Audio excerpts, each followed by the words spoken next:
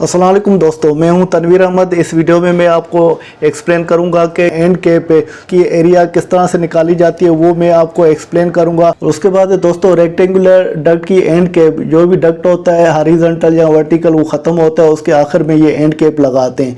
तो ये and cap हमने यहाँ पर दी हुई है, उसकी विड्थ 16 इंच है और हाइट इसकी 10 इंच है। तो इसकी एरिया जो किस तरह से कैलकुलेट करते हैं, एंड कैप की एरिया जो कैलकुलेट करनी है, विड्थ और हाइट ये दोनों आपस में मल्टीप्लाई करते हैं तो ये शीट हमारी निकल आती है। और विड्थ और हाइट ये हमारी 16 इंच है और 16 इंच ये जो इसकी एरिया निकलेगी इंचेस में, तो स्क्वायर इंच होते जाते हैं। अगर हम स्क्वायर फुट में करेंगे तो इसको 144 से डिवाइड करेंगे, इस वजह से क्योंकि इंच है तो वो 12 से डिवाइड करना होता है फुट में, और ये भी इंच है 12 से डिवाइड, 12,000 पे 12 144 हो जाते हैं। तो अगर स्क्वायर फुट में कन्वर्ट करना है तो इसको 144 से डिवाइड करेंगे। तो अभी इसको एक्सेल शीट की मदद से हम कैलकुलेट करके देखते हैं।